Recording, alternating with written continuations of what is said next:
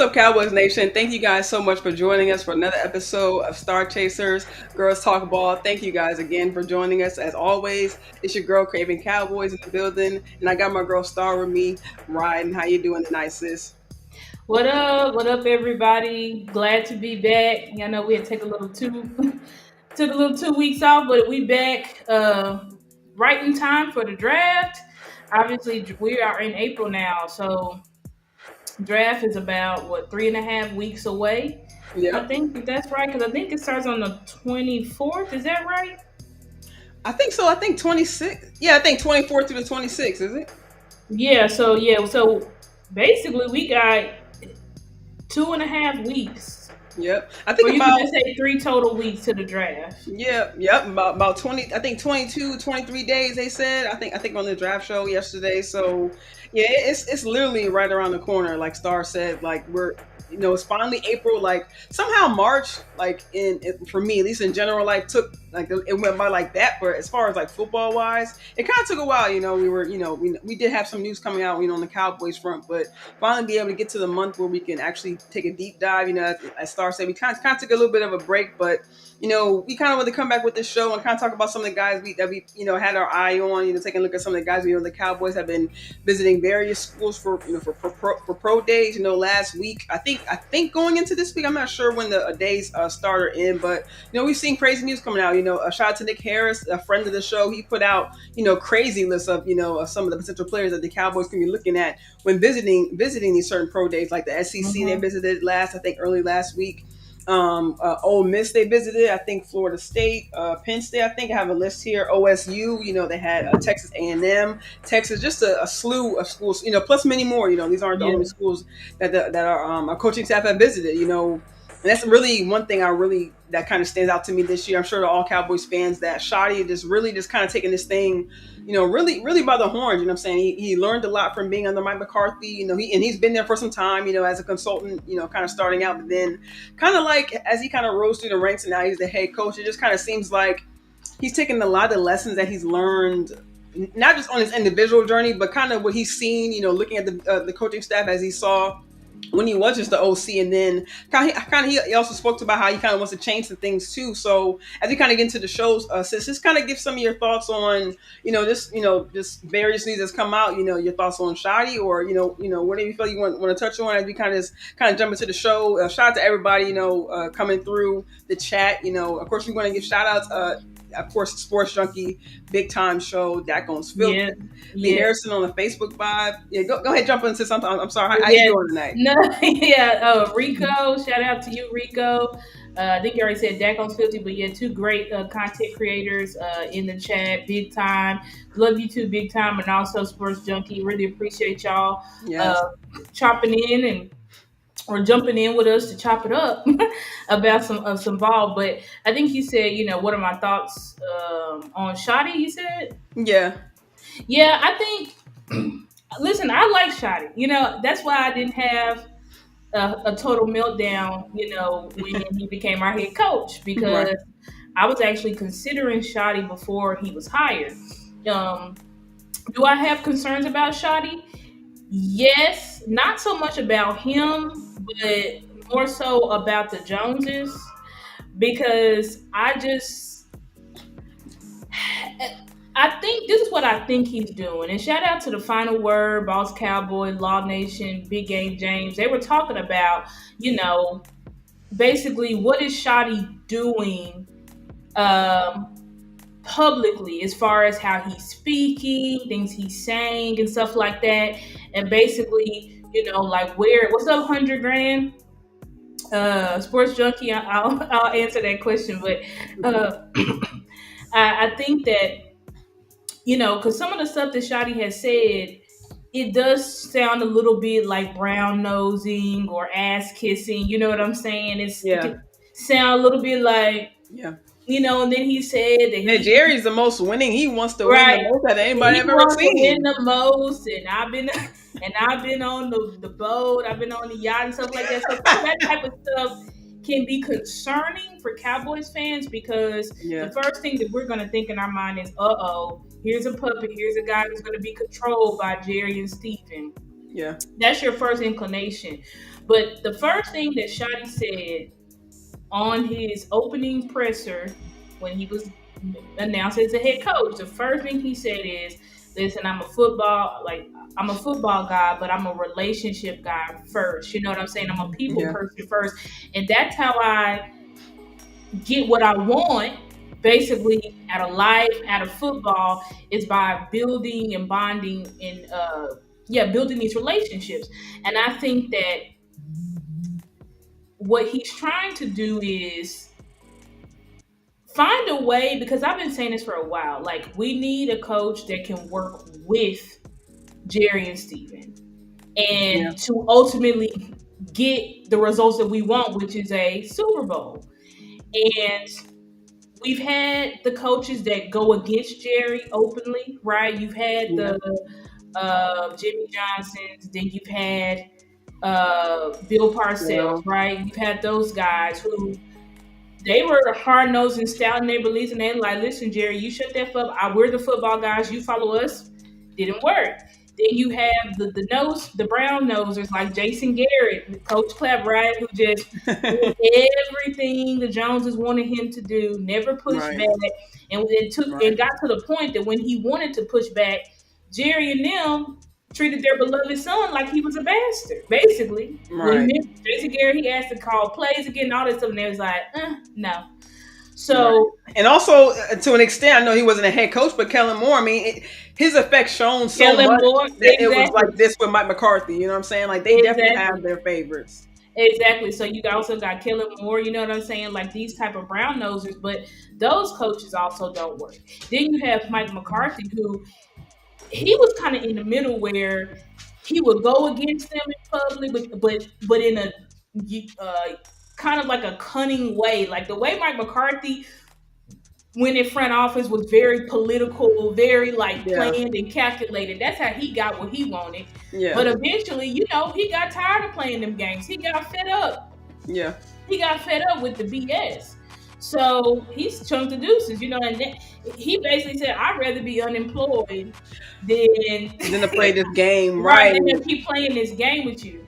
So I Right. think And what I that love, I mean, cut you off, but what I go love is that ahead. you still hear his name kind of ringing in the streets. You heard about him coaching up Quinn Ewers, right? You know, we heard about him helping out Shotty with his head coaching interview. So it's kind of like you say, like, look, I'd rather be out the door than be dealing with you guys' games, but at the same time, you guys are gonna know I'm still involved. You guys are gonna know that you didn't shut me down. You didn't kick me out the league. Maybe you thought you was going to do. I'm still gonna have some kind of influence or have my hands on somewhere around this league. Exactly. And so basically, what I think Shotty is doing, and Game James alluded to this yesterday, and I was already thinking this. What's up, angry Cowboys fan? Y'all know that's another great content creator. Yes, Y'all it's be good sure angry. y'all be sure to show them love. Angry sports junkie in the big time. But what I think Shotty's doing is he's doing exactly what he said he's gonna do. Build Yeah. relationships. Because what we need is somebody who can really get through to Steven. That's what I think. Yes. I think when it comes to Jerry to me is just owner and name. You know what I'm saying? I Yeah. mean, he's still owner and GM, but we know that Steven has a lot of influence, and Jerry is slowly, over these past years, he's been ceding power to Steven. So it's like if we really want something, you've got to get it. You've got to get Steven on board, because Jerry could be a person that's on board, but if Steven's not on board, Jerry defers to Steven a lot for decisions. Right. And so if you want to get to where you want to get, you're gonna have to build a relationship with Steven. And so I think that that's what in also Jerry Jr., because Jerry defers a lot to Steven and Jerry Jr. about everything. Those are the two people that he listens to above everybody else, right? Yeah. So I think that's exactly what Shotty is trying to do. Build a relationship with Jerry, build a relationship with Steven to ultimately turn them to do what he wants to do. But the thing is, with Jerry and Steven, they have not had that trust in any of their coaches. That's why they always are controlling power. And remember, they ceded power as much as we've ever seen them in a while. They ceded power in 2023, but what happened? Mike McCarthy went Right. to bed. So Yeah. they went back to their Mhm. ways. So I'm And like, to your point, Star, they ceded to someone who wasn't one of their, I guess, quote unquote guys, right? So right, they thought they had the upper hand by showing, oh yeah, we can be different, we can listen to what you have to say. But at the end of the day, oh, right. like has been mentioned, we tried it your way, it didn't work. Okay, so we're gonna go ahead and revert back to our ways. Exactly. That's how they are. And so we need somebody. And I know people hate Jerry and Steven. Listen, I would prefer for Jerry and Steven not to own the team as well. But the fact of the matter is they're Right. gonna own this team. Unless they get forced to sell the team like Snyder did over there in Washington land, they're going to be the owners because it's going to pass from Jerry to Steven to the grandchildren to the great grandchildren. So they're going to own this team for life until they just decide, we don't want it anymore. We're going to sell it. So if we want to win another Super Bowl in our lifetime, we need somebody who can convince Steven to be more aggressive because that's what Steven is lacking. You're lacking those couple of aggressive moves a year to get certain players to push us over the hump, right? You don't have to go out and buy every big free agent on the block, but you do have to get 1 or 2 players a year that you feel like can flip your team and not just depending on the draft. We Right. also have to have a coach that can convince Steven that, hey, Steven, I know we like our guys, but if we bring in another guy and he's better than our guy, aka our draft picks, we need to let him play. You know what I'm saying? We have to let him play over him, even though we did pick him high because he's performing better. So we Exactly. need a coach that can actually have a relationship with Jerry and Steven to where they trust them because they did not trust Jason Garrett. They did not, and they did not trust Mike McCarthy. That's just the Facts. bottom line. They don't trust Yeah. them, and if they don't trust you, they're going to control you. They're going to make the decisions. That's how they work. Yeah. So that's what I think Shotty is doing. Ultimately, we have to see the results. I agree with you, Sports Junkie. He said, "I see better than I hear." We have to see the results because Yeah. right now, Shotty is talking very like he's in or he's in a very symbiotic relationship with Mhm. Steven, saying all the right things, saying we believe in our guys, and yeah, we're still looking, and we'll take a look at it, but we got a plan for this, and we got a plan. So that's where we have to see. Yeah. But And I also go ahead, sis, no, because I I was had a just lot gonna of say, stuff. yeah, I agree with you, and I was going to just kind of, I think we're seeing a little bit already, right? I think even this time, just last year, because Steven hasn't done a complete 180, right? We're seeing little baby steps, quote Yeah, unquote. But I think this time last year, maybe in an interview like this, we would have heard, you know, today he said, I like our room, I like our guys, we got to develop these guys, this, that, and the third. But what I also like is that he also added, hey, we lost Brandon Cooks, we still need an explosive wide receiver too. So I think this right, time last year, I think Steven would have been like, I like our room, we have our guys, I think we're right, good. Duh, duh, duh. right, But I think right. to your point of him, Shotty, a coach like Shotty, who's been there, he has already a rapport with Steven who can kind of get in his ear outside, maybe outside everybody else, maybe even outside of Jerry. You know what I'm saying? Like, hey, Steven, I think this, like you said, like, we have our guys, but yeah, if we can go out and get an explosive number 2, that could still up our game. You know what I'm saying? But for me, I think it's still a little bit of a little bit of Steven there because he didn't necessarily say we're going to get a veteran wide receiver 2. We're going to get someone who we're going to replace a veteran with a veteran. You know what I'm saying? But he just said wide receiver 2. So for me, I don't know if he's going to go in the draft. He's going to go to free agency. He didn't necessarily say, but so Or I'm like. trade, or Yeah, trade. or trade exactly. So like you said, it's still yet to be seen. But well, I think maybe Steven right now is maybe teetering on what he wants to do. Like, should I? Yeah, You know what I'm saying? I think I'm so. I think co-owner. so too. You know what Sis. I'm saying? Like That's everyone's a kind of trying to become their own. Like Shoddy, you know exactly. what I'm saying? That Steven, co-owner. You know what I'm saying? I mean, this is the first time we really heard Jerry Jr. You know what I'm saying? I'm like, oh, yeah, Jerry Jared. Jr. in on the conversations too. Like he's Mm-hmm. kind of kind of a little bit kind of coming a little bit from behind the scenes. He's still kind of behind the scenes, but to hear his name dropped. I know Shotty's like a relationship guy, but you know what I'm saying, you don't really hear it every day. So I thought that was interesting. I'm glad you brought that up because I think I love that Shotty really has his hands on everything relationship wise, like getting to know players, the coaching staff. Right. Even when he spoke about going to the pro days, he spoke about not necessarily focusing all his attention on the performance, but more so on the player, who he is and how he fits with the organization and other players in the locker room, and how his presence in the locker room. His for me, his focus is mainly on the player's presence and how he fits into the scheme / organization, and with the coaching staff and the players already there. Yeah. And that's another thing, sis, is that I do like the fact, although that we've obviously been campaigning for a wide receiver too. I would prefer for us to go and get a wide receiver two before the draft so that we can truly draft BPA, right? Yes. Which I'm gonna finish this statement, then I'm gonna go to my next point. But I think that basically I like the fact that what's up, JC? Another great Cowboys content creator, puts out great film. Lou JC put out some of the best films, the Yeah. best breakdowns and film reviews of players. So y'all please go check out both of their channels for sure. But yeah, so when you think about how the coaches have talked about how they're going to develop players, Yeah. I actually like the sound of that. Not to the point of we're going to develop players, we ain't going to get nobody else. We ain't going to get we ain't going to try to get nobody else through trade or free agency or whatever. Mm-hmm. But I like the fact that they said that they're developing specific plans for players, because that's something that we weren't getting under Mike McCarthy. We were not getting under the Mike McCarthy regime, under the Mike McCarthy and Dan Quinn regime, we were not getting a lot of development out of players. And we've talked about it as content creators. We've talked about it as a fan base, how you got all these players, but nobody's developing.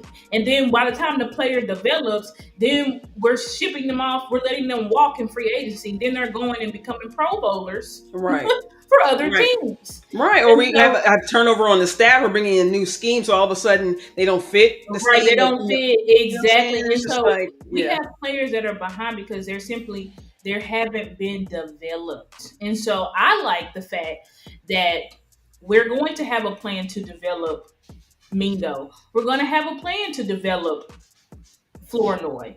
Because when you look at those two players, those are players that you look at attribute-wise and you say you have a high upside. But the issue is, if you don't have the right coaches around them to develop them and bring the best out of them, then you're going to continue to see what you've been seeing on film, which is flashes, but not enough. Because you need more than flashes to be an actual wide receiver in the NFL. I've been on Jalen Tolbert's ass because I feel like you're not doing enough, buddy, to get better as a route runner. We went through your film extensively, and the route running is gross. And that's why I ultimately came off of my position, because I used to say, oh, no, I think Tolbert is good enough for wide receiver too. Then I started digging into the film more, and I realized those routes are horrible. And I'm like, you're not going to get better running routes, dog, if you're just going to be running routes loosely with Dak at SMU or whatever. Like, you need an actual trainer that can teach you how to be more explosive and in and out of your breaks, stemming your routes, all of this type of stuff, because we're not seeing it. And I know Tolbert, he had the most touchdowns or whatever, but you got to actually see. Yeah, did you? Yeah. It's like you got to actually look and see, well, who is he getting these touchdowns against? How did he get these touchdowns? Was he wide open? Is he winning on routes? Because I can guarantee you most of that stuff, he's not winning on routes. Right. And that's the issue. And that's why we would see Tolbert, he would come open when the play is broken. But, bro, we need you to be able to get open on time. Because what is our quarterback? Our quarterback he likes to play in rhythm. He likes to play on time. Yes, he is a great improviser as well. But Dak is surgical and lethal when he can get the ball out quickly. But the reason why he can't get the ball out quickly if people aren't getting open. Yeah. So hopefully these coaches, they're not just running because a lot of coaches like to bump their gums, and then Mike McCarthy did it a lot. He would say all of this great stuff, then we get to the game and we like, right, can't consistently, because it's like, bro, it's been a whole off season, and you're still talking about what you want to do, but we're not seeing what you want. Exactly. So I am nervous about that too. Since like Shotty saying, "Oh, we gonna run the ball, and we got a development plan, and we're gonna be physical." Like, okay. Because I'm sorry, I got trust issues, because I did hear this same shit from Mike McCarthy. And then when we got on the field, it was a totally different story. Yeah. So hopefully, now I will say the coaching hires do signal that we are going to be more physical. We are going to run the ball. The coaching hires signal that. But Yeah. again, we've got to see it on the field. We've got to see results because Yeah. ultimately, I think that once the front office starts seeing results, that's when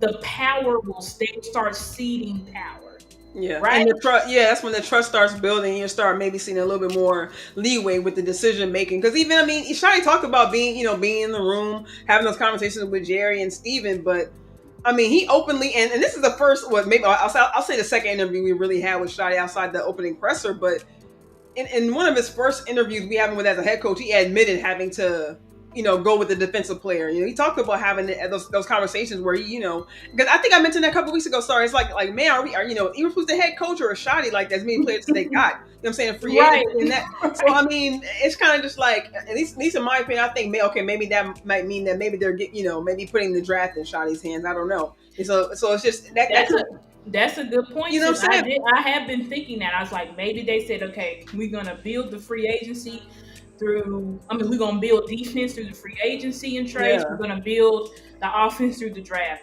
I don't yeah, know, but that could very well be. We still have about 2 weeks to see. Okay, are y'all gonna make a move for a wide receiver? I yeah, would love for them to make a move for a wide receiver. Are they gonna do it? I don't know.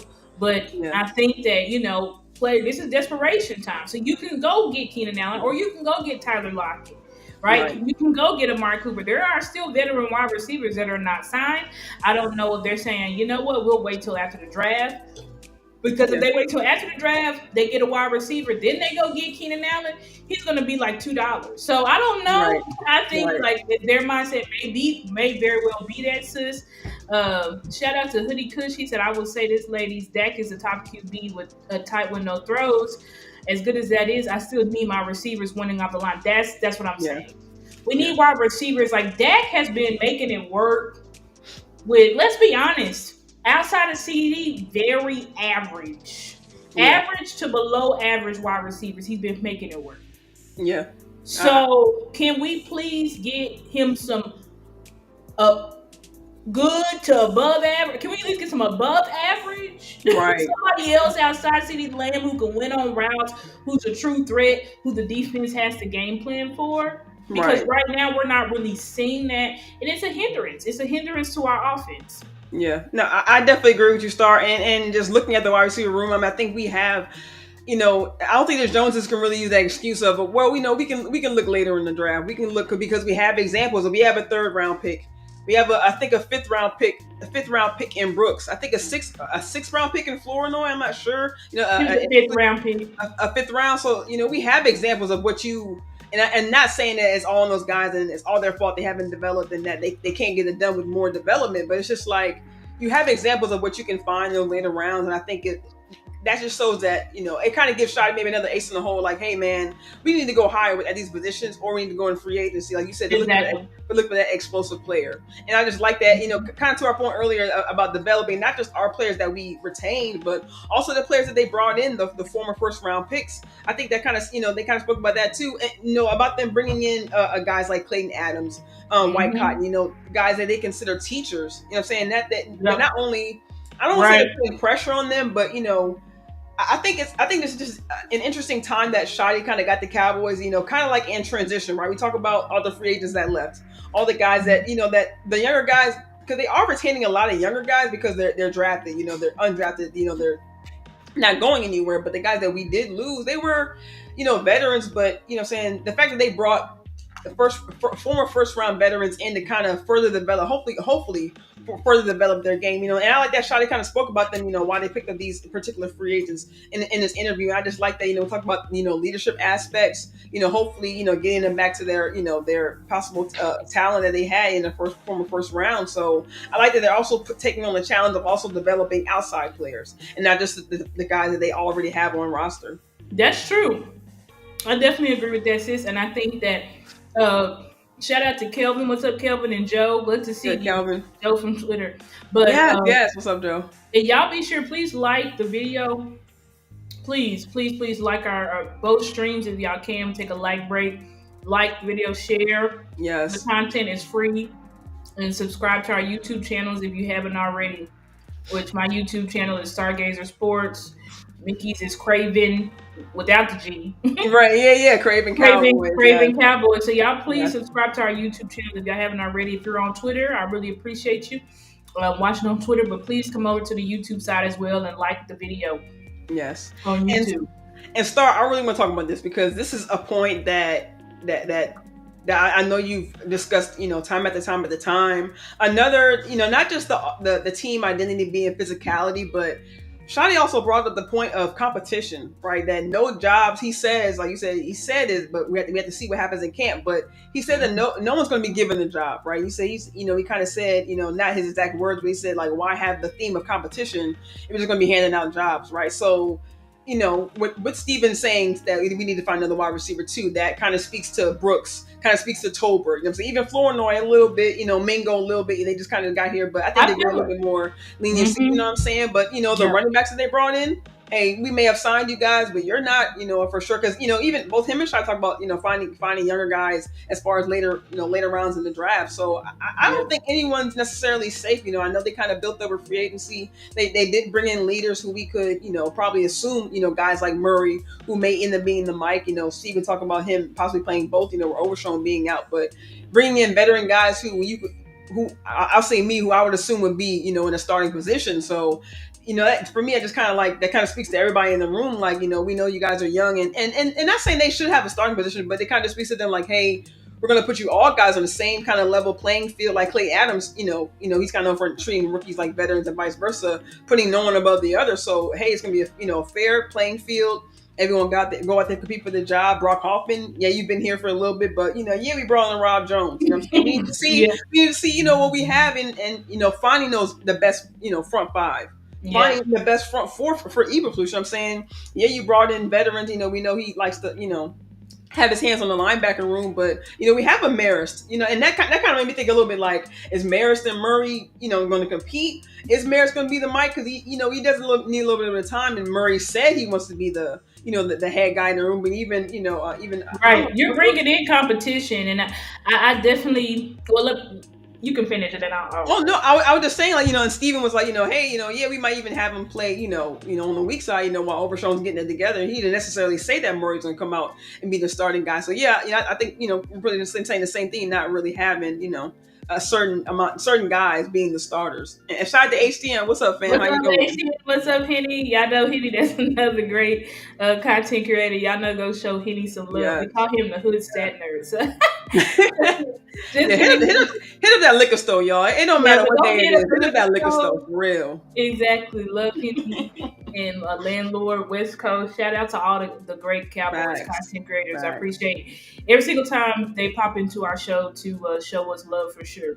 Yes. But yeah, I agree with you, sis. I think that I just hope that the competition is real. Right? That's what I think that this team is missing. And I think that's how you're going to build a true football culture is competition. We're not handing out positions. We don't care where we drafted you. We don't care how much we paid you in free agency. We're not handing out positions. You're going to line up. We're going to make our evaluations, and we're going to determine on that, regardless of where you were drafted, regardless of how much we paid you. Because everybody needs to know that I'm on the field because I earned it.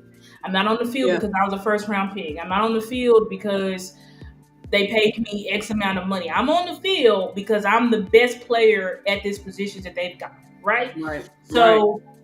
And I love the fact that they actually brought back competition with these not older guys, but they re-signed Marquise Bell, they re-signed Wanye to be like, yeah, we re-signed you and you Hooker and Wilson, but you guys, you guys aren't safe necessarily as well.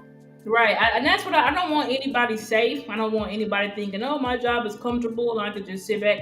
I need everybody competing for their jobs. Of course, we know that they're staple pieces, right? There's they're not really going anywhere. Dak, Micah, City, you know what I'm saying? Those are kind of guys that just kind of immovable.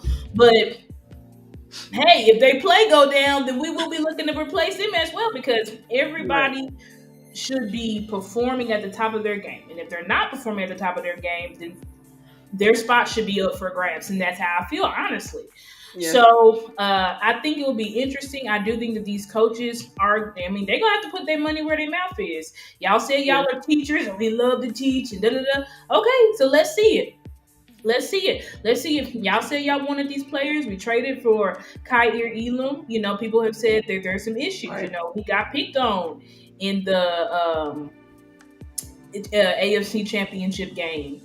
Can y'all fix his issues? You know what I'm saying? Yeah. I watched this film. I liked his film. I didn't see much issues, but it could be in big moments. Maybe he curls up like a little ball. I don't know. You Yeah. know what I'm saying? So Yeah. same thing with Kenneth Murray. Some people don't like him. I love Kenneth Murray. You know what I'm saying? But Yeah. I still think that he has more to unlock. So it's really going to be on these coaches to really get the absolute best out of these guys. You know, we Yeah. brought back Dante Fowler. You know, we really did beef up the defense, and I think that we still got more to add. But I think that we did add a lot on that side of the ball in free agency. You know what I'm saying? So I Yeah. do think that we are trying to rebuild the defense once again. Just like remember how we had to rebuild the defense after 2020. I think that's what we're Yeah. trying to do again. Is like let's rebuild this defense because defense wins championships. And the reason why we have not gone, let's be honest, guys, the reason why we have not gone far in the playoffs in the Dak era, besides 2022, I will give y'all 2022. I know everybody, I will give you 2022. Okay. But besides then, the reason that we really have not gone far in playoffs because of our defense is not good in playoffs. Yeah. They always are quite literally historically bad in playoffs. So Yes. can we get a defense that can stop being historically bad? That would be great. Because I think it's interesting how we had a defensive coordinator. His defenses outside of 1 year were horrible in playoffs. And then he gets to Washington and lesser players, they're getting 5 turnovers Right. in a game. Like, come on now, like what's really going on? So I need the coaches to get the best out of these players because at the end of the day, it is on y'all to prepare the players and to get them ready, right? The Yeah. players have a certain amount of responsibility. Front office has a responsibility for even getting the players in the building. But when it comes to developing these players, making sure these players are maxing out, play in Yeah. and play out, that's on the coaches. So I really need, we are excited about these coaches, Yeah. but of course, we got to see what they actually are going to do before we just start drinking Kool Aid. Yeah. Because if we can see them getting this team to play as one, then that is going to be very, very exciting because that's what we've been missing. We've been missing that camaraderie. That's what I want Shotty to do is like mend the brotherhood, bring the offense and the defense together Together. so that in big moments Yeah. we can start to perform because we're not performing in big moments. We Yeah. didn't do it in the Jason Garrett era. We didn't do it in the Mike McCarthy era. So Shotty, it's your chance. Like, Yeah. can you get this team to perform at a high level in big moments? I don't know. Have to see. Right. And just one, at least one of my last notes on it is just like you spoke about the defense. Like I think we actually be able to build some continuity. You know what I'm saying? Like, last year we brought in Zimmer, who we were excited about, but you only gave him 1 year. A lot of those guys had 1 year deals, or a lot of the free agents, left. So now, you kind of have a little bit more of a chance to, we signed Solomon Thomas to a 2 year deal. We have, I believe, White Cotton Eberflus longer than a 1 year deal. So not only that, but you're kind of building trust with the players, having the actual, I'll say actual starters be able to start, but actually also building trust with the coaching staff because you're giving them that leeway. You're giving them that amount of time to be able to develop some of these players that you're bringing back, and also develop the younger players that you have, like a Maris, like Overshown, that will be returning, a Diggs, who's still relatively young, who will be able to return. Kalen Carson, he kind of got held back. David Carson, that's He'll be another returning. one. Yeah, You know what I'm yeah. saying? So I like that. They're hopefully we'll be able to get a little bit more of a foundation for the defensive side, because the offense, it has struggled the last couple of years, but has really been kind of booing the team, right?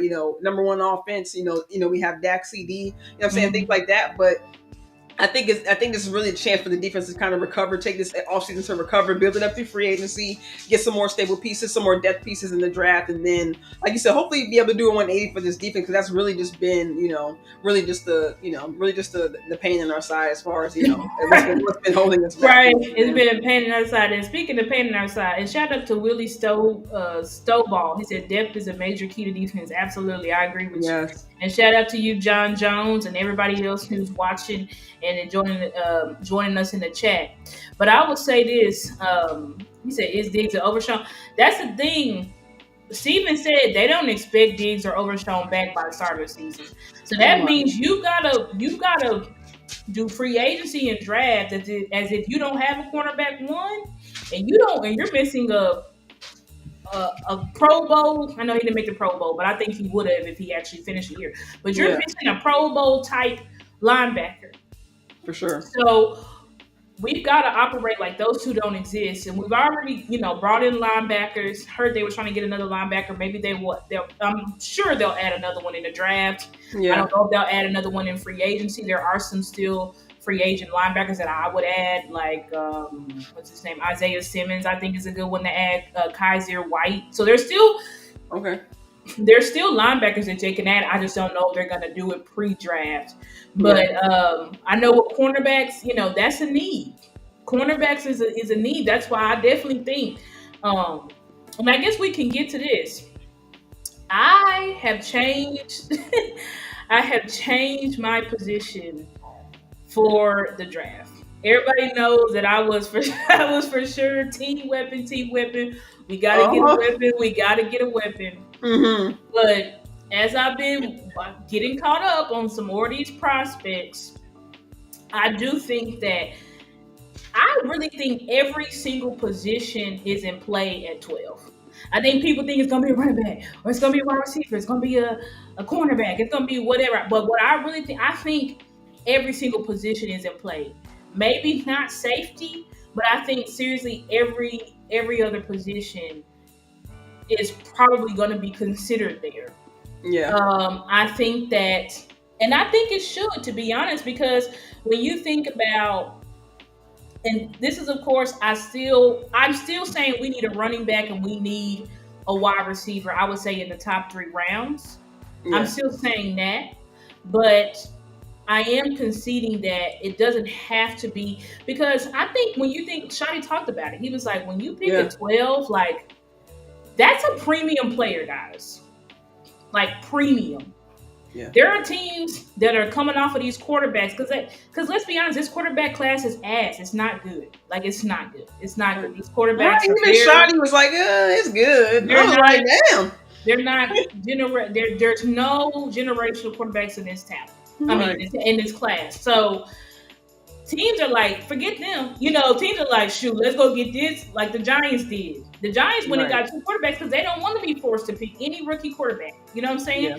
So I think that we've got to be open to each of these positions. We've got to be open to each position at 12. I do firmly believe that because I'm watching film on these DTs. I'm watching film on some of these offensive linemen. Yeah. These linebackers, and stuff like that, cornerbacks, and I definitely think. Well, I still need to get deeper into the cornerbacks. Let me not. Yeah, me too. I think I maybe saw scene 2, maybe. Right, like I'm like, let me not cap with the cornerbacks, but I know with DT, offensive lineman, or wide receiver or running back, I feel like those are the 4 positions that should be considered at 12. Yeah. So DT, running back, offensive lineman, wide receiver. And I do think that they are going to and cornerback too. Cornerback. So there's 5 positions that they should consider at 12 because like Angry said, we just need to get a player that we know can come in today and they're going to help us today. Yeah. We can't afford to reach. I don't want to reach on you and then I miss out on a generational player. Exactly. You know what I'm saying? So yeah. I feel like I am open to it because it's like whatever you think is best, whatever these coaches, the staff, like just get the best player possible that day one They're gonna come in here and they're going to help us no matter what. That's who Yeah. you have to pick a special player at 12. You Yeah. can't afford to reach. I'm sorry, you just can't, not at 12, because you're not gonna. When the last time we was at 12? Like we haven't even been that high. So it's like we Right. can't afford to fuck it up. I'm sorry. We can't. And that's no, that's on period. I agree, and just to your point, like you said, Shadi talked about it, and I'm even getting the feeling like you said, like this whole time I was thinking maybe running back. Like I said earlier, I was assuming that they would probably put the draft in Shadi's hands. So running back, wide receiver, maybe offensive weapon, but the way both him and Steven said, yeah, you can find it back in later rounds, or yeah, Steven, yeah, there's a lot of running backs in this draft. So it's just, I feel like that may be they may even risk a later round for that because they did bring in veterans. They still do have Deuce. They do still have Lipke if they decide to go with those. You know what I'm saying? So I would assume that. I agree with you. Look at some of these DTs, linebacker, like you said. Some of the other positions I've been looking at. Yeah, let's get into the DTs. The sports I can talk about. I'm not falling for the okie doke. I'm saying we need to get the best player possible. Yeah. And we got to really consider, if there's multiple players there, who is the best player possible. We cannot just blindly go, this person. We're picking this person no matter what. I'm sorry, I can't do that. And I don't think that's smart, and I don't think the Cowboys do well when they do that. I don't think they do well when they do that at all. Yeah, and it sounds like Shadi is open to do I think he said a few times that best player available will be their first option, and then he said he'll kind of look to see what at that particular pick what player will be best, whether it's offensive or defensive. Right, even edge, because you got to think like two people on this team need Batmans, Micah and CD. So we also got to think about that, like. And I'm still getting deeper into our edges. So I can't really speak too much. I've watched some edges. I've watched James Pierce, and I really like James Pierce, a whole lot, and he killed the combine. And so you just got to consider. That's all I'm saying. I think you got to consider everybody on the board, and you've got to make it. I haven't done my ranking, so I'm not saying pick James Pierce at 12. I'm just saying I watched James Pierce, and I like his film. When it comes to the rankings, do I think he should be 12? I don't know. I can't say that. I'm saying it right now. But yeah, for me, I don't know. For Pierce for me seemed like a little bit on the slim side. Like his side just seemed like maybe like if he could, of course, if he could build up muscle, I would like to see him. You know what I'm saying? Because he does have that speed, and I like that. Because a guy that like on Tennessee as well. Let me see his name is Omar Norman Lott. I like how, and sometimes they play next to each other, so I like that the energy that they kind of give off. But I love Pierce's speed, but I think that he may be a little bit on the leaner side. But if he can build up some muscle, I do like the energy that he plays with. Right, I have like with Pierce, the get off and the quick twitch is what you can really see. Now the concerns are, does he have the pass rush repertoire to draft at 12? You know what I'm saying? I don't know if I've seen many pass rush moves from him. And I also did say he struggles to get off blocks versus the run. But he did wreak havoc versus Bama. He got multiple sacks. The get off is crazy. And it's like he can block shed. You know what I'm saying? Yeah. JT Tumalau is another guy that I really, really like. His film stood out to me last year. I'm surprised that more people aren't talking about him, because last year he was a game wrecker. I don't know, maybe because sometimes players just look different from year to year. So maybe his 2024 tape wasn't as good, but I know his 2023 tape was great. You know what I'm saying? Another player I like Elijah Roberts out of SMU. Very good, you know what I'm saying? He's more of I think he's very physical. He gives me more of he's a big guy too, 295 pounds. But he kind of gives me Marshawn Nealon vibes, honestly. More of a guy where it's like, but he did end up getting a sack. So he definitely I think he has more of a pass rush skill than Marshawn Nealon. He's obviously bigger because Marshawn's only like 260. But you got a guy that big type of defensive end where I feel like he feels almost like he might look better in a 3-4 base. Flus is more of a 4-3. but I think he probably can play both. Jordan Birch, that's I was another just guy. Yeah, that was the next name on my list. Jordan Burge. I love in his size. He came from SEC and then transferred to Oregon, which I love. And what really stood out to me is his missed tackle rate was under 12%. Versatility along the line can bring consistent pressure to the quarterback. Right. 6 batted balls in 2024. So it says he has knowledge of a passing lane. So I like Right. him on the He has field. great knowledge of passing, the passing lanes, great play recognition, has the ability as a 6'6" defense. He's really a hybrid because he can play defensive tackle, but he's listed as an edge. Can get picks. You know what I'm saying? Like this Yeah, is a guy.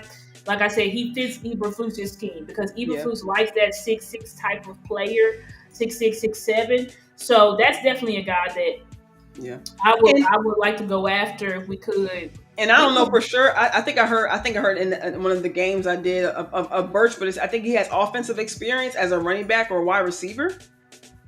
I gotta look that up. I don't know. I think I heard it in one of the games. I forget what match it was, but it said he has experience at running back and wide receiver. Yeah, we gotta look that up. But I do want to kind of talk a little bit too. We're supposed to be talking about Oh, DT. DT. I kind of got off the subject just talking about 12, Oh no, you good.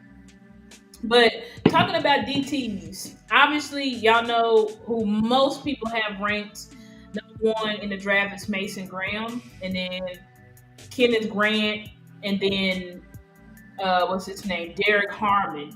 Gotta be honest, I gotta watch more film on Derek Harmon, but I did take notes on him at the combine. He killed the combine. Ran a I have 4.95. some. While you go, since I'm gonna bring up, cause I have some clips that of different DTs, but so I'm gonna try to find Harmon. I think I have about 30 seconds of him while you talk about him. Okay, yeah, but I liked Harmon. Ran a 4.95 at the combine, and I said here he killed agility drills, destroyed them. And so obviously, when you have a DT that can move the way that he moves, you gotta take. Thank you, Lou. I appreciate that. You gotta take a look at him. You gotta take a look at him. Yeah, Sister's bringing up Derek Harmon. Some film of him right now. Is this him right yeah, here on the screen? yeah. He's gonna be number 55. You guys in the chat. Okay, so yeah, we can definitely take a look at Derek Harmon, see what he's got.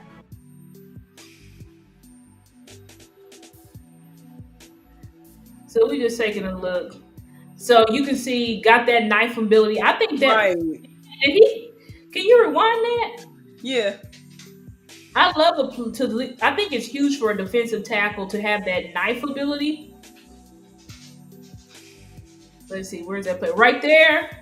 Right. Oh yeah, that's him. He gets that strip sack fumble. Yeah. Yeah. So this is what I'm talking about, because another thing with defensive tackle, the first step is just to be able to hold up your blocks, but the next step is to be able to knife those double teams and actually get penetration and get to the quarterback.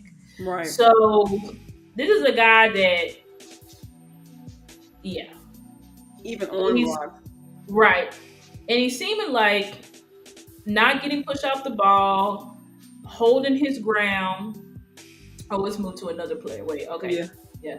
But yes, not getting pushed off the ball, holding on to his ground, ability to knife, ability to collapse the pocket. You're seeing the redirects. Mm-hmm. So it's like, right, disengage and the redirect, ability to redirect. So like these are the types of things that I think that could help us tremendously, because we know in Eberflus's scheme, the defensive tackles, the front seven's whole theme is to attack. And so I like in that position, he stood his ground. He's not getting pushed out of gaps. And so you basically want a defensive tackle that can do it all. I think that's what fits Eberflus's scheme, a DT that can do it all. So not just be a trash can. He's looking for guys that can move. You know what I'm saying? That can stop the run, but also get to the quarterback. I think probably what they say, stop the run on the way to get the quarterback. So that's... Yeah, Yeah, just some notes I had on Harmon as well. I like that he keeps the play in front of him, and he has strong hands to allow him to make extra plays. Like he can, like we just saw, he can disengage from the hand fighting or ripping the ball, like we saw, with the fumble recovery. I like the energy that he has like around the line. yeah, I think so too. He seems very disruptive. I think it's the best word to describe. And then Yeah. you said uh, you had looked at some other guys too. Is that right, sis? Yeah, this first clip I have right here is I mentioned it earlier.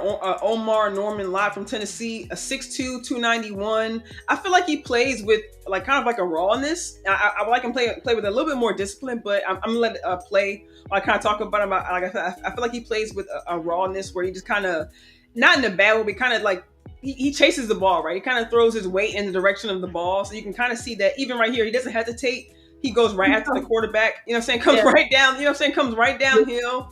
Pretty okay. much pushes the guard in the Yeah, QB's lap. Like he just has a crazy. Look at I'm the liking. I'm energy. liking the energy. Yeah, yeah, yeah. Right. And it's looking like he's winning mostly with the bull rush. Yeah. That means, he's lining up over the center, so he's playing like the nose position where he has the ability to collapse the pocket. So that's another thing you're looking at, especially for Eberflus's scheme. Do you have ability to get upfield? Do you have ability to collapse the pocket? They're playing him on the edge as well. Yeah. Jesus, you can see he plays with a lot of intensity. Some of Yeah. these. Somebody, right? You feel me? Like some This is of what the guys you just out there just throwing. You know what I'm saying? Just throwing right. it. You feel This is me? what's Like called a high motor. And yeah. the crazy thing is I don't know what he tested at, but he's got this crazy get off, and the motor is crazy. Yeah. So that's something that's like really popping off the screen to me with him. Yeah. Some of the I notes don't I know had how was best he holds up against the run, but I think for sure, as a pass, as he for sure has, it's clear from those clips, he's got pass rush ability. And again, yeah. guys, these are clips. Of course, he has deficiencies. Sis, did you see any deficiencies in his game? I did say that he can sometimes overshoot his gap and end up washed out of the play. He can show a Mm-hmm. little bit better spatial awareness with, like let me see me bring up an example.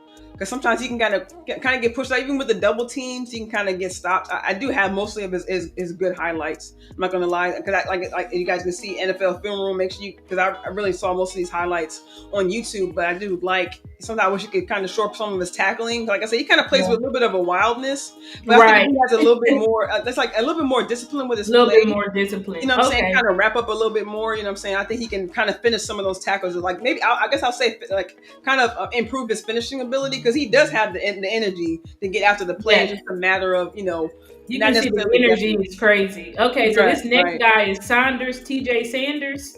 Yeah. TJ Sanders actually. They Yeah, let me go have ahead him and like as a top. I was looking at NFL Draft Buzz. They have him like top 5, I think, defensive tackle in his draft class. So yeah, he's we ranked can pretty high. we can definitely take a look at him. Where's he at? Woo! All right. A lot of these DTs are explosive. Yeah, they That's what also I'm. had that. That's what I'm Also had noticing that about this motor. class is like the DTs are explosive, even down to another. So I see he's lining up here again. Oh, but he Over lines up the at the center. nose and the 3 tech. Yeah, and just look how he disengages. Like he just kind of just pushes the guy over. Right. Looks like he's got good disengage ability, good ability to shed blocks. He looks a little bit leaner for a DT. What's his Let me look up his measurables right quick. Let me And I'm liking his bend too. He's getting people more with quickness. So is he like a speed rushing DT?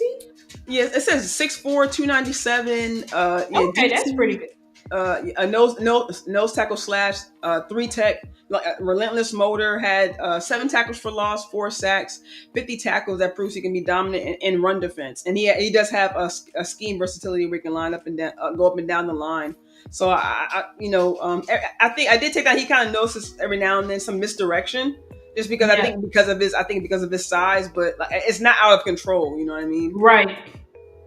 But I'm seeing him ability to just continue move across the line. You know what I'm saying? Like Yeah. has the ability to redirect. Seems like where he's at right here. Yeah. I think he's winning with his hands a lot is what I'm seeing. Yeah. He knows how to disengage with his hands. He knows how to move the guy off of him. Yeah, it's looking like maybe like it's just me off watching some of these. Like maybe have a maybe kind of develop a little better, maybe a little better anchor because, like you said, like it seems like most of his weight is in his upper body. Yeah, you're saying he needs to more. He needs to drive with his feet a lot more. Yeah, A because little he bit, 'cause it seems basically like he's like kind of like he is rushing standing up. yeah, So the fact that he's rushing, but he's winning doing that. So it's like yeah, if he can learn how to play with a stronger base, yeah, I think that's what's going to help him because he most likely uses like more. So you see like he's doing like that stutter step and trying to set him up. He uses more. What I'm seeing from him is he's got more of a speed element. yeah, That's how, even though he's lined up, and that's kind of crazy for a nose tackle, but it does seem like he's not really just trying to push the guy back into the quarterback. He's more so trying to like evade him, beat him with quickness. That's what yeah, I'm saying. So I do agree that if he could win a little bit stronger at the base, would like to see how he kind of holds up against the run. But you said the draft note said that he did hold up pretty well against the run as well. I'd have to see what he graded out at. But I think you said he had like what, 8? You said 8 or 7 tackles for loss, 4 yeah, yeah, sacks. yeah. 7 tackles for loss, 4 sacks, 50 tackles. Yeah, that's pretty damn productive, especially for a nose tackle. And so Yeah, this is what we're trying to say, like, and to inform y'all the difference between Eberflus and Zimmer scheme. Eberflus Zimmer scheme, the defensive tackles were all they were supposed to do was pretty much hold up blocks, take on the double teams, and the linebackers were the highlight of his scheme. And Eberflus's scheme, it really is that front four, really like the defensive tackles. So they really have to have that pass rushing ability, that ability to get upfield, that ability to knife the double teams. So the defensive tackles that we're showing you guys are guys that Eberflus definitely is going to want to take a look at. And I think these were guys that were on the list from Nick Harris. Is that right, sis? yeah. Nick Harris from the SEC pro days visit. Right. So you see that, and honestly, I can show y'all a little bit of film of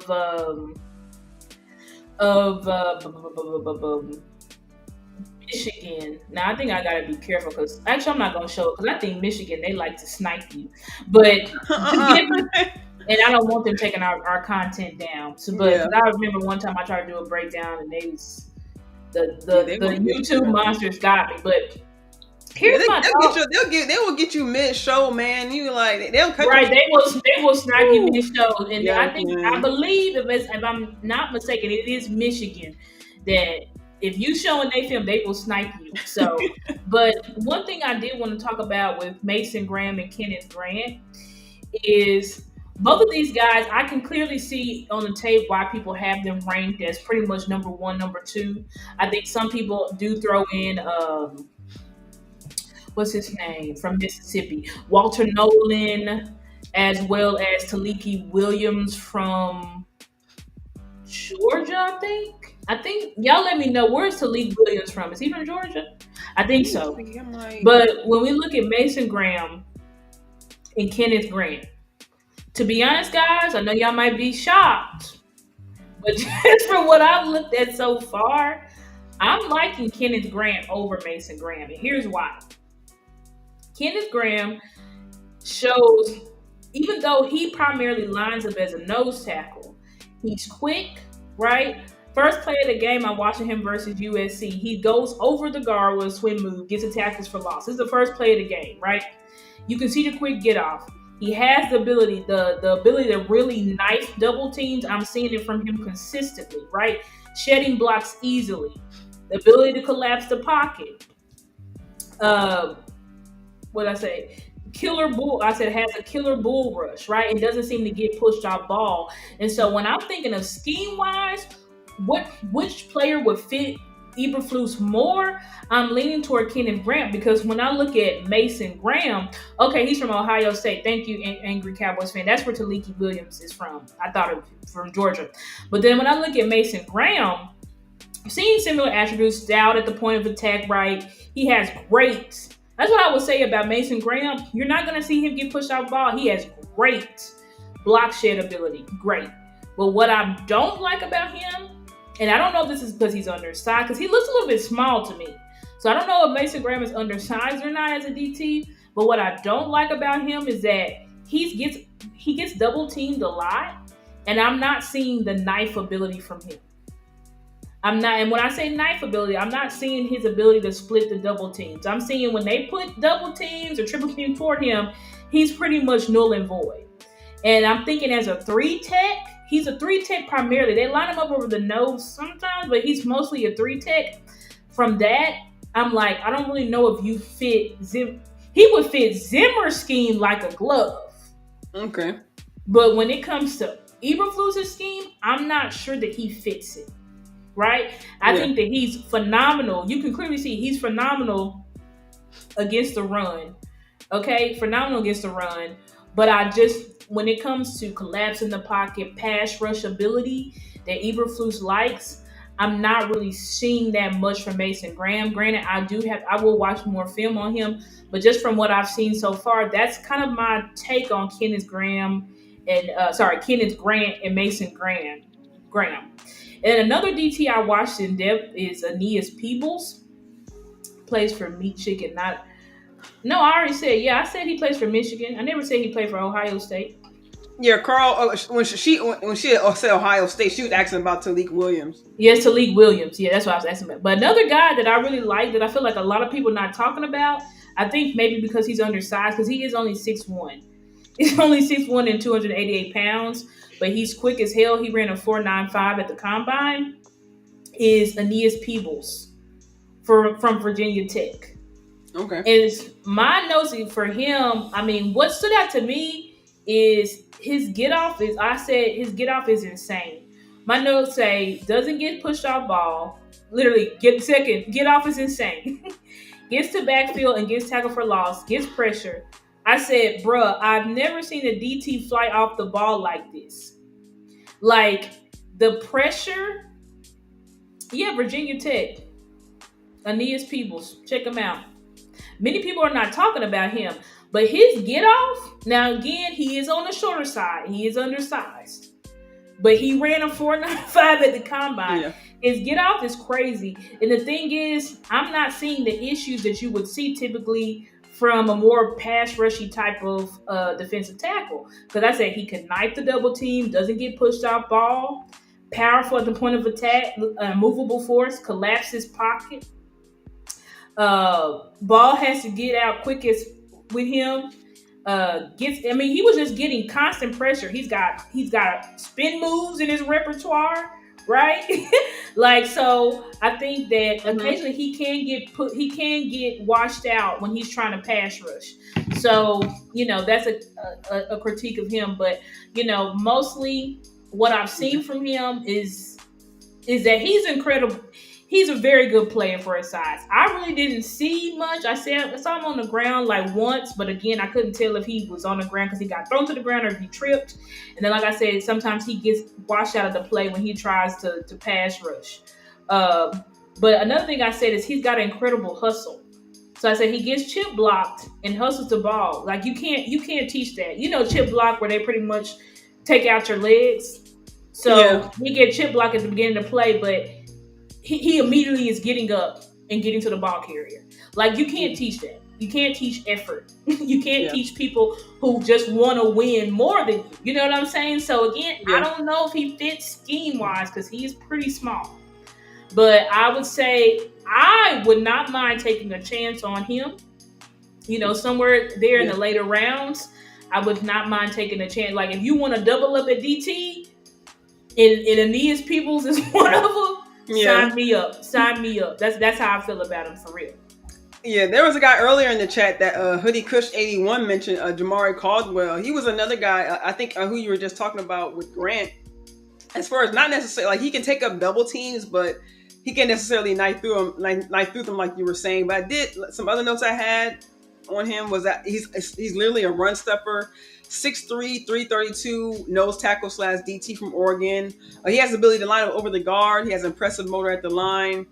He can take on double teams, just need to play a little cleaner to avoid being washed out. He plays with the apparent rawness. Would like to see a little more discipline in his play, but I think it could be tightened up with coaching.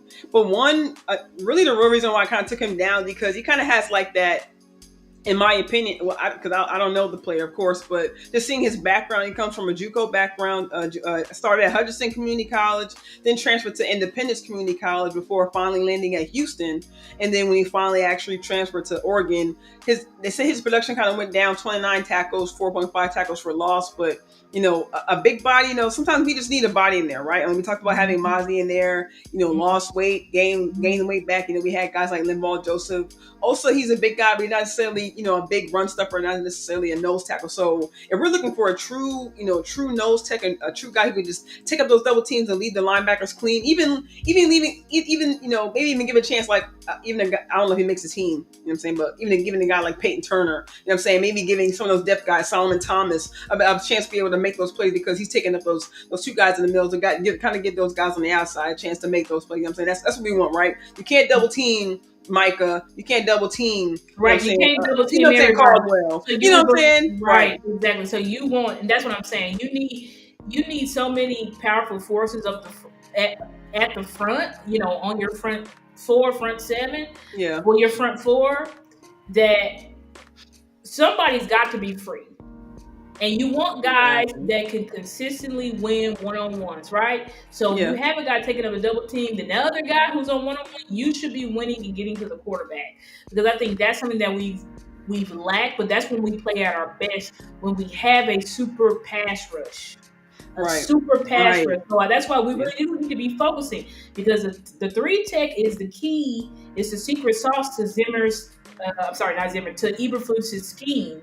Right. So we really have to find, we signed Osa, thank God, which we know Osa had a breakout year in 2024. We hope we signed him big money, so we hope that he continues on that trajectory.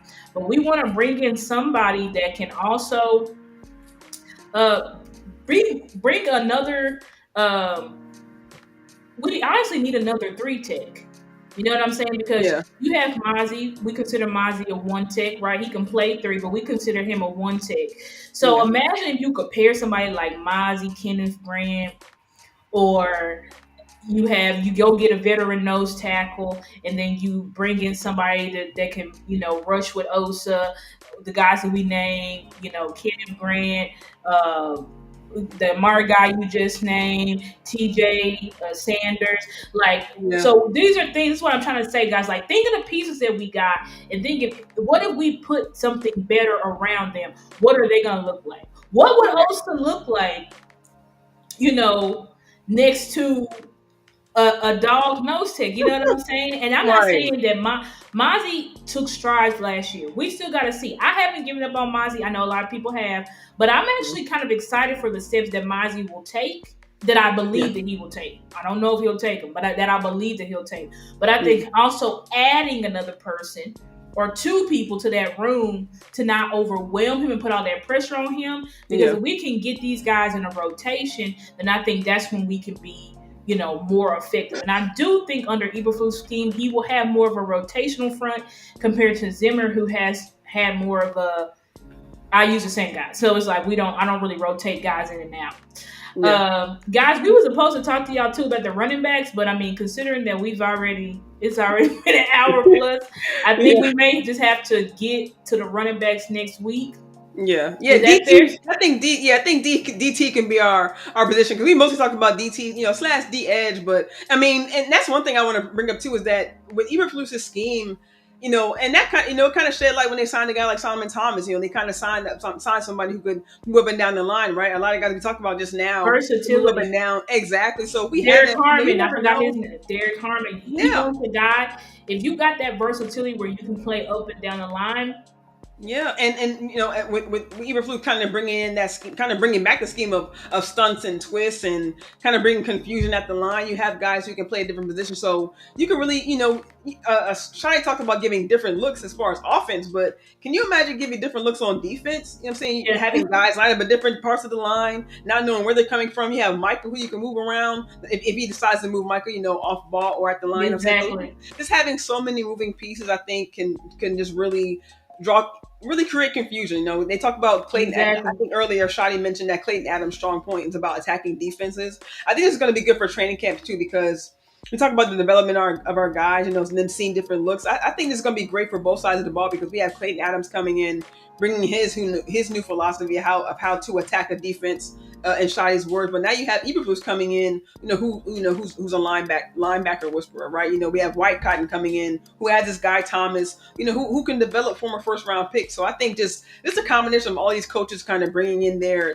teaching traits, bringing in that mentality, and then having these players who want to excel, who want to continue to progress, and also the young guys we have. I think it's going to be. It could just be a crazy combination. We could Right. really have Like when an I think explosion. about it, I'm like, we could have a really, Yes. if we do, if we play our cards right, we could have a Right. really, really explosive front. And Yeah. we all know that if we have an explosive front, it's good night. And Shotty Yeah. talked about that. He was like, when you look at all the NFC East teams, they all have incredible fronts. Washington, Facts. Giants, Eagles. This is our time. Right. I mean, this is what I want you to think about. Even the Giants, even everything that they went through, they still had that strong. That's one thing. Right, you that front. That's Then one they thing. took our player and added freaking Chauncey over there. So, and then you have to think though that like, guys, this is our time. We can get our Jordan. We can get our Jalen Carter. We can get our Jordan Davis. This is a generational DT. Right, This is what I'm trying to get y'all to just Ooh. open your mind up. Open your mind up. I know we want to whip. I want to whip it. I want to whip it. Right. I'm trying to think and broaden my horizons because I'm like, listen, if we have, why did the Chiefs lose the Super Bowl? The Eagles' defensive front, they were tearing them up. They had no answers. We do have to think about that, guys. They had no answers. Then I was thinking the other day, I was like, has that gotten hurt mostly because of the wide receivers wasn't getting open because of the O-line? And I'm like, damn, if I'm gonna be real with myself, part of it may be wide receivers not getting open. But I think also a good chunk of it is the O-line protection. Yeah, think about in 2022, what happened? What did we do? Threw Tyler Smith out there at left tackle. Yep. What happened? What happened, Tyler? What happened with Tyler Smith? He got his ass beat. Yep. Broke Dak's finger. We think of 2020. What happened? Dak scrambling for his life. Yep. Broke his leg. 2023. Dak scrambling again, breaks his leg. So I think that, ultimately, you do have to build your team inside out. I still want a premium weapon, right? And if that's the best pick at 12, then you pick that player and you run. Yeah. Plain and simple. But I'm saying, if we get wiped out, right? If we get wiped out and they're not our wide receivers are not on the board, or there's another player and a wide receiver, like we have to be open to other decisions. He said that got hurt because he had to do more. CeeDee Lamb had to do more. Same with Micah. Yeah, I mean everybody has to do more, but I'm talking about even before. You know what I'm saying? I'm talking about Dak's injuries over the years. Like Dak's injuries over the years. I'm not saying that a wide receiver can't help, but I'm also saying that because of offensive line issues, we lost a lot of fucking games last year. Excuse my French, but we lost a lot of fucking games last year because our offensive line just sucked. Let's just be honest. Right. Like Zach Martin, like Tyler Guyton, those guys were consistently until the end of the season. They were consistently getting their asses kicked, getting Dak hit. You know what I'm saying? Yeah. And it was affecting Dak's ability to hit those longer plays with people wide open because Guyton and Steele were getting beat so damn fast. Right. Now, to your point, is with those stronger fronts that we were facing. We were facing teams like the Browns. We were facing we were facing crazy fronts. Lions, you know. Right. We were facing crazy fronts, and we all know a player could be. I showed it on film. Players running wide open. Yeah. Players are getting wide open, but what happened? Dak didn't have enough time to even see them. Right. By the time they're looking back, Dak already on the ground or running, or his back is turned. You feel me? So like that's an excellent point you brought up, Star, because and I love the discussions you guys have between weapons or drafting someone on the line or even someone on the defensive line, but it's just a matter of how much time Dak has in the pocket. You know what I'm saying? And he can use a lot of help. Like I mentioned earlier, with them bringing in Clayton Adams, he can create different schemes, different pulls with guards and tackles to try to create more time, not just for Dak, but also more time for the wide receivers, more time for the running back to get open just in case of a check down. You know what I'm saying? So I think everything coming together, all these minds coming together, kind of create better situations. Like they talk about putting these guys into better game playing situations, better situations that they can actually excel and use their talents the best way that they can. So I think it's about looking at everything, what I'm saying, not about just looking at what the small Look problems are at causing. everything, It's not and just that's exactly. We got to get in class because that's what I'm saying. We just gotta look at everything. I Yeah. still am expecting. I don't know the magnitude. I am still expecting a move before the draft. I Yeah. don't know what position, but I'm expecting a move. My fingers crossed is that it's a wide receiver too. I would like to. I know people let's just get it in the draft, but I'm like, no, bro, because I just don't want to No. be forced, bro. Right. And I'm very nervous. I am still nervous that if we do go not a wide receiver at one, then the Cowboys will wait till round 3 to try to draft a wide receiver, and that can get scary if you don't have no veteran on the roster. Right. So team weapon, I haven't completely abandoned y'all, and I haven't gone to team trenches. I'm just honestly team BPA. But the way that we do that without everybody fighting each other and saying we selling out and all this shit is if the front Yeah. office can just fill as many holes as possible. And there Yeah. is a glaring hole at wide receiver 2. Glaring, blinking, flashing light. Like it's Bro. flashing, it's glaring. And so when it comes to the offensive line, I do think that, and Tyler Guyton spoke about this. Shout out, there's a content creator. He did an interview with Tyler Guyton, and Guyton talked about how he feels a totally different energy from Lincoln, from Connor Riley, Yeah. and from Clayton Adams. So hopefully Clayton Adams and Connor Riley can get this offensive line playing A1. Because I really do think we have the talent for this to be a top offensive line in the league, even before, say we added another player in the draft. But because that says a lot, sis, right? I mean, they haven't even really got back to the facility, right? They even been saying this whole time they haven't really talked football. They haven't really gotten together to these football activities. They're really just getting to know each other. So for Guyton to say that has changed the room already when these guys haven't really spent football time together. That's huge. That's huge, and that means that he's just being able to pick up on the energy and what these guys are telling them, teaching. Well, I don't know, but we know spring ball starts in like a couple weeks, I think. Yeah. So, I'm really hoping these, like we spoke about at the beginning of the show, we're hoping that these coaches put their money where their mouth is and they really develop these guys. Because I would love it. I would love to see, our offensive line go back to dominance. And I don't necessarily think that we have to. I'm not saying we have to draft an offensive lineman, but I'm saying I don't want to be in a position to have to draft anything. You know what I'm saying? Yeah.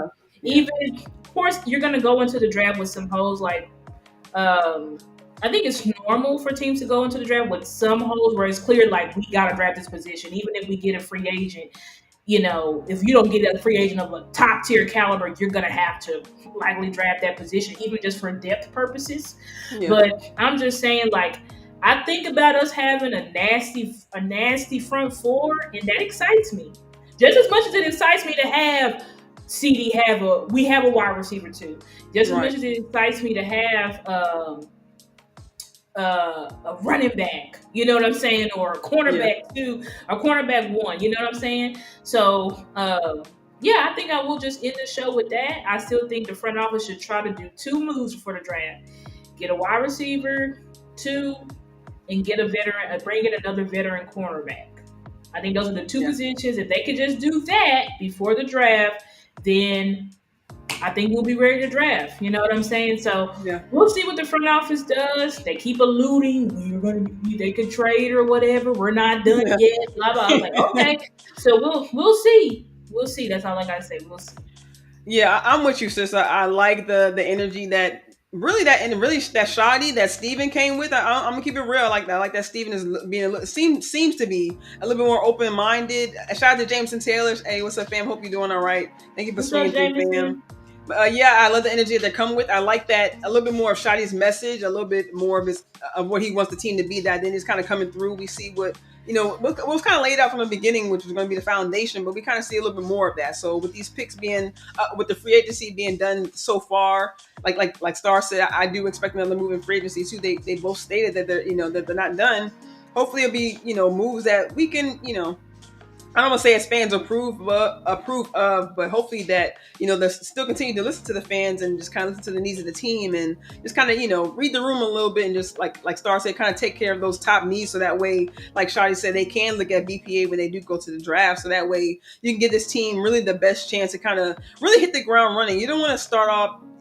I hate to say start off behind, what I'm saying, because they do have players in these positions, but it's always better to draft like Star said, always better to draft BPA because so you don't have to you don't have to be drafting for need. So I hope that going forward, we'll have a little bit more Cowboys news coming out next week. Hopefully you guys catch us next week. Thank you guys for your time this evening. Like Star said, make sure you guys hit the like, hit the Like, share, and donate to our cash apps. yes, please, please, please. The cash apps are down below, and please make sure you guys tune in next week. And one more detail I wanted to add. I know we didn't get a chance to talk about him, but make sure you guys look at this guy, Tonka Hemingway. I think his last name. Let me get his name right because Tonka Hemingway, 6'3", 287, out of South Carolina. Plays both sides of the ball. You know what I'm saying? We see what the Lions have done on that side of the ball. I like that they do kind of creative stuff. I want to see a little bit more creativity with the Cowboys going forward. He's converted, fake punts. He scored touchdowns, and I like to see that a big body doing that for the Cowboys. So make sure you guys really look him up. I think he can really provide some versatility for our defense. But thank you guys for joining us. Really appreciate your time. All the content creators that came through. Thank you guys for showing love to us. We really do appreciate it. Thank you to all the content creators. We appreciate y'all so Yes, much for all showing our love to us. followers. Sports Yes, Junkie, Angry Cowboys fan, Lou came in here, Henny came in here, big time show. And if there yes, was anybody watching we missed, we're sorry, but thank you to all of our followers and subscribers. We love y'all and appreciate y'all, and hopefully we'll be back next week to talk offense again. We're supposed to talk running backs, but of course we just got too much deep into the BTs, which is yeah, fine because that's one of the deepest. This is supposed to be, according to everybody, this is a generational DT class. So yeah, we yeah. all That see was it. we just threw lots of names at y'all. So Yes.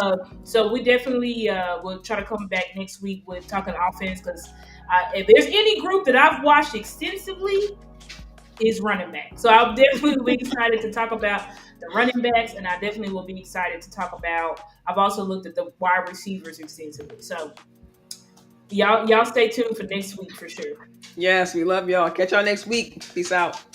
See you, sis. See you, girl.